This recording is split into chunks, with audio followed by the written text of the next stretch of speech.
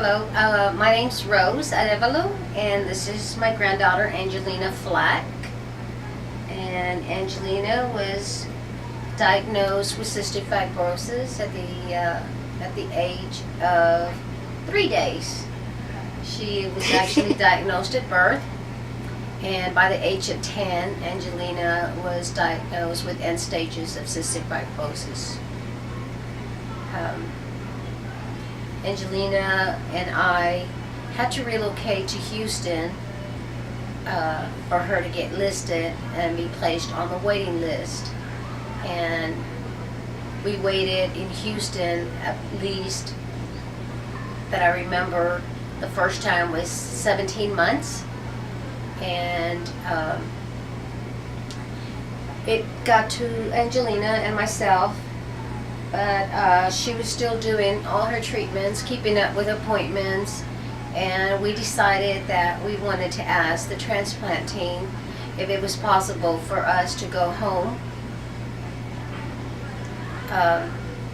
It was getting a toll on her psychologically, so we decided to go ahead, and our next appointment is ask the transplant team if we could actually go home. And when we got to her appointment, it was a surprise because actually the transplant team had thought about it before we did, and they suggested that because we were keeping up with her appointments, that perhaps that we could go back home to Austin. So we decided to go home with the understanding to come back for appointments. So we left in January of 2016. By February the 19th, I rushed Angelina to the hospital. Unfortunately, she had a pneumothorax, and she had to be, they had to put a chest tube in her lung. One of her lungs had collapsed. They tried everything they possibly could, and unfortunately, they were not able to they were not able to keep that lung inflated. So the transplant team decided that they wanted her back. So we ended up going back February 29th of 2016, where she was admitted back into the hospital, and she waited 5 months till we actually were able to get an offer of lungs. She got offered lungs in January 20th of 2016.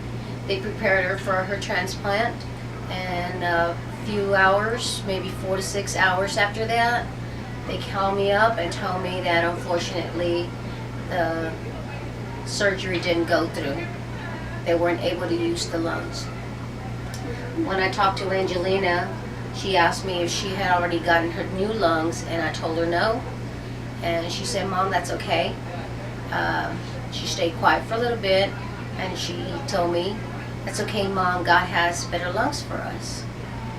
So 3 weeks after that, we got another call, and they got her all ready and prepped her, and they gave us the go, right? So we waited 11 to 12 hours till she finally came out of surgery, and I asked the doctor, Dr. Doss, our pulmonologist, how the lungs were, and he said they were damn good. They actually said that I broke the record for longest wait and fastest recovery. Sounds cool. So she was also broke the record of I just said that. going from ICU up to the 14th floor as well. No, fastest recovery, Mom. So we finally were able to go home October of 2016. Her transplant was July the 13th of 2016. So we've been in Austin 2 years, coming up this October of 2018. Yeah. And she's already celebrated her 2-year-long anniversary, which was July 13th of 2018. And I turned 16 June 14th. And Yeah. right now, she's doing great. This is her first Transplant Games, and I'm very proud of her that she has been able to do so much that before transplant she was not able to do. We owe it all to our donor, and we really appreciate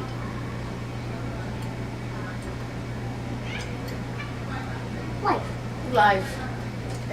That my life that my daughter has gotten. Thank you. We love them and hope to someday meet them.